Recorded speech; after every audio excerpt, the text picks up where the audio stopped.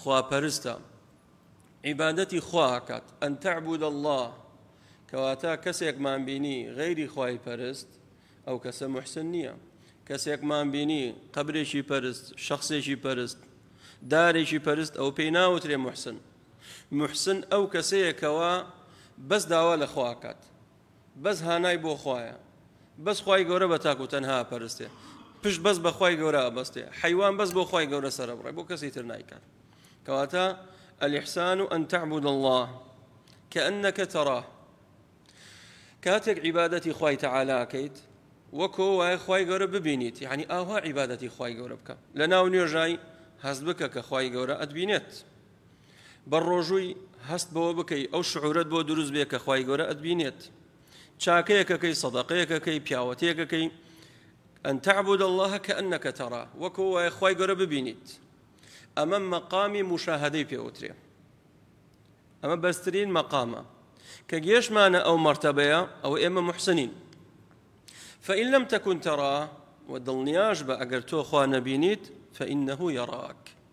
خوای گەورە تۆ ئەبینێت ئەمە مەقامی مراقبەیە کەواتە هەوڵ بدەین هەتا بتوانین بگەینە مەقامی مشاهدە لە عیبادەت و پەرستنمان لە جموجۆڵ و مامەڵە و هەڵس و کەوتمان هەرچیەکمان کرد هەست بکەین ئەو شعورەمان بۆ دروست بێ کە خوای گەورە سێرمانەکە تەماشامانەکە فإن لم تكن تراه دەی مادام لەمە تێنەپەڕیت نەگەشتە ئەو مەرتەبەیە فإنه يراك دڵنیا بە خوای گەورە تۆ بینێت ئەوە مەقامی مراقبەیە فلما توفيتني كنت أنت الرقيب عليهم وكو عيسى عليه الصلاة والسلام كاتي خوي تعالى فرمي أي عيسى أأنت قلت للناس اتخذوني وأمي إلهين من دون الله تو بقومك دود بخلقك دود منو دايكشم بپرستن جگل أخوا چونك نصاراوت يعني عيسى كري خوايا وقومانك لنا نصارى فيابون غليان تيقولون نا نكر كري خوايا بلكو خوي خوايا خوي تعالى شفرمي تو وادو توا دسكاري بيامكي منت کرد وخواي گەورە ئەزانێ بەڵام پرسیاری لێکات قال ما قلت لهم إلا ما أمرتني به أن اعبدوا الله ربي وربكم دعاء فرمي فلما توفيتني كنت أنت الرقيب عليهم من هتا لنا قومك بوم أمد أي خلشينا اعبدوا الله ربي وربكم خواب پرستن بتاكو تنها خواي منو ايوش هر الله يا بويا داوا لو بكن من ما پرستن من عبدكم من هيچم بدزنيا وكاتك منش فلما توفيتني يعني نومتني شو عيسى نمردوا يشك لمعنى كان وفاة نومة خوتنا والتي لم تمت في منامها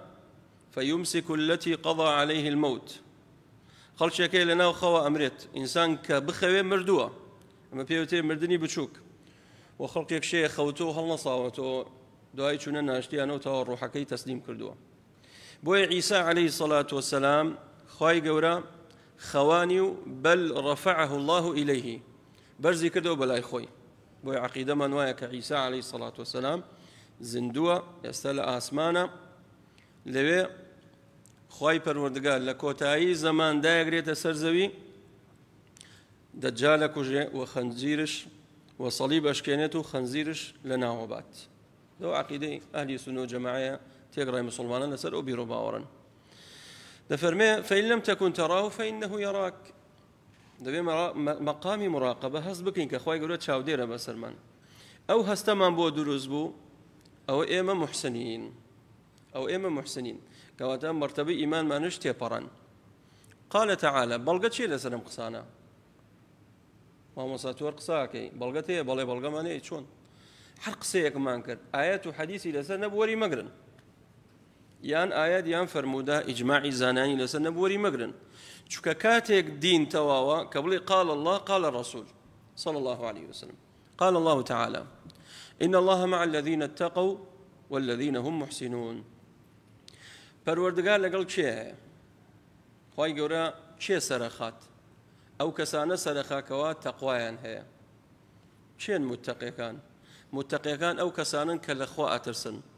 کە ئەوامرەکانی خۆی گەورە جێبەجێکەن و لە حرامەکان بە دوورن هەر کەسێ ئەوامری خوا جێبەجێکە و لە حرامەکان بە دوور بێ ئەو کەسە متەقیە کەوابووی خۆی گەورە سەرتەخا لەگەڵتایە إن الله مع الذين اتقوا ئەگەر خۆی گەورەت لەگەڵا نەبوو زۆر جار خەڵکێکەکەی وەڵاهی دەست بۆ چییە بۆم نایە خەلەل هەیە مراجعەی خۆت کەرەوە مراجعەکەت لەکوێ لە تەقواکەتە خەلەلت هەیە برا تەلەفۆنەکە وەڵای مامۆستا دڵم زۆر تەنگە وەختت انتحار کەم نازانم چی بکەم پرسیایی لێکەی ئەرێ زەحمەتە من نوێژەکەی ناوەڵا نوێژ ناکەم نوێژی چی ئەی تو دەست بردووە بۆ قورئان ناوەڵا بە حیاتی قورئانم نەکردوتەوە ئێتاوان دڵت دەبێتە بەرد بۆیە ئەوە تەقوایە کە تۆ عیبادەتی خوا بکەی لە خوا بترسی و ئەوامرەکانی خوا جێبەجێ بکەی خوای گەورە لەگەڵ تا بێت والذین هم محسنون خوای گەورە لەگەڵ کێشە ئەو کەسانی کەوا محسنن واتە چاکەکارن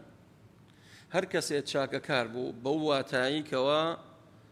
أن تعبد الله كأنك تراه فإن لم تكن تراه فإنه يراك أو شاكا كاريا لا إحسان لا عبادته برستنو كردار هذا بهد به كمحسن بو خويا قول لك الله وقال تعالى وتوكل على العزيز الرحيم فش ببستا بو خواي كوا العزيز الرحيم كاركان التسليم ذات يبكى كوا بعزته بالا دستا بوكي برابر بباوران والرحيم دلوفان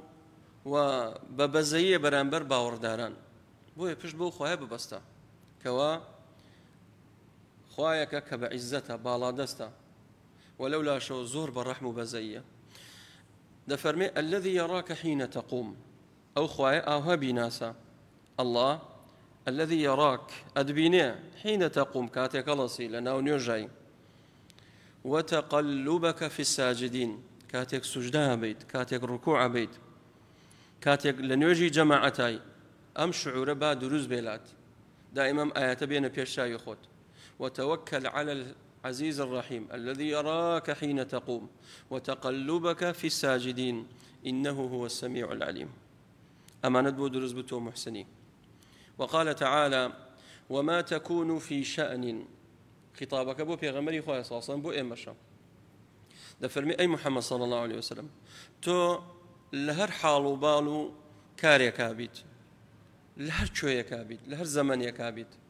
لهر حال كابيت وما تكون في شأن وما تتلو منه من قرآن وكاتي قرآن خينيت ولا تعملون من عمل وهر كاريك كردوي بكي إلا كنا عليكم شهودا إذ تفيضون فيه إما رقيب تشاوديرين بسرتان شايت من هي بديارتانوا يعلمون ما تفعلون أغان ليتانا كاتيك لچی شأنێکان کاتێک قسەکەن کاتێک هەڵەسن کاتێک دانشن کاتێک ئەدوێن و کاتێک نوێژەکەن لە هەر حاڵێکابی الذي يراك خۆی گەورە ئەدبینێت لەم بارێشەوە قسەیەکەیە ختمی دەرسەکەمانەکەین پیاوێکی ئاسنگەرە بێت کابرایەکە چێ بۆ لای کۆمەڵی ئاسنی بۆ بات بۆی بیفرۆشێت بەڵام سێرەکە ئەم پیاوە ئاسنگەرە ئاسنەکە کاتە ناو کوورە و دەرێکات دەستی ناسووتێ هەر بە دەستی قەمچێنێتەوە کە پێڵێت ئەڵێت و بۆچی ئاوها دەست ناسووتێ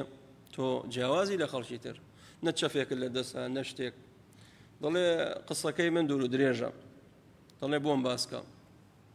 دەڵێ هاوسەیەکمانە بوو فەقیر بوو ئافرەتێک بێوەژن بوو فەقیر حاڵ بوو ڕۆژێکیان زۆر محتاج بوو هات بۆ لام وتی یارمەتیم دەخێرتەکە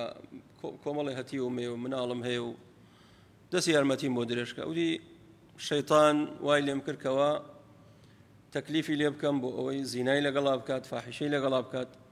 بۆ ئەوەی ئافرەتە ناچار بێ بۆ لای وتی بە شەرتێ پارەت ئەدەمێ یارمەتی تێدەم کە تەسلیمم بی وتی شتی وا ناکەم ئافرەتەکە لێدا ڕۆشت گەڕا کەس پارەی نەدا پێی ناچار گەڕایە بۆ لای کابرای ئاسنگەر کە گەڕایە بۆ لای کابرای ئاسنگەر وتی یادۆ ئیتیفاقەکەین و تەواو ناچارم مناڵەکانم پێویستیانە کاتێک ئەم پیاوە دەرگای ماڵی گرت و ئافرەتی هاوردە ژوورەوە هەموو دەرگاکانی گرت هات بێتە لایم ئافرەتە زینای لەگەڵکە ئافرەتەکە وتی هەموو دەرگاکانت گرتووە وتی بەڵێ هەموو دەرگاکانم گرت وتی نا دەرگایەکەیە داد نەخستووە ئاگات لێی نییە وتی با هەموو دەرگاکانم گردووە گەڕا بەناو ماڵەکەی هەموو دەرگاکانی گرتبوو وتی نا دەرگایەکەیە داد نەخستووە وتی با کام دەرگایە وتی دەرگای خوای تەعالایە شەرم ناکەیت لە خوای گەورەم فعلم لەگەڵاکەیت خوای گەورە ئەتبینێت الذي يراك حين تقوم ئەم پیاوەڵێ یەکسەر ساردەوە بووم وازم لێ هێنا پارەمدا پێی و یارمەتیشم داوتم بڕۆ فی سەبیل الله هیچم لێت ناوێ ئەڵێ کاتێک یارمەتیە و ئافرەتەم دام ئافرەتە دوعای کرد وتی یا ڕەبی خوایە ئەم پیاوە لە دنیا هەر وەکو چۆن داوات دەکەم لە قیامەت نەسووتێت یا ڕەبی خوایە لە دنیاش بە ئاگرەکەی تۆ نەیسووتێنیت ئەم دوعایی بۆ کرد بۆیە قسەکەی من ئەوەیە ئێستا من کوورەچیم دەسە بەمە ناو ئاگر و ئەم ئاسنە دەرەکەم و ئەی تاوێنمەوە و دەستشی بۆ بم دەسم ناستوێ دوعای و ئافرەتە بوو دوعای ئەو ئافرەتە بوو کەواتە ئینسان ئەو مراقبەی لە دڵیا دروست بێت ترسی خوا لە دڵیا دروست بێ وەڵڵاهی نە زینا ئاکات نە ڕەشوە ئەخوات نە عارەقە خواتەوە نە دەست بۆ حرامە بات بۆیە وەزعیە مەوای لاتۆ برا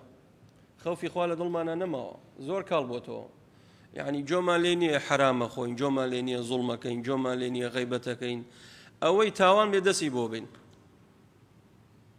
ئەوە بەڕاستی خراپە لێرە لە مرتبەی ئیحسانەوە خەلەلمانەیە ئەبێ لێرەوە چاکیکن داواکەم لە خوای پەروەردگار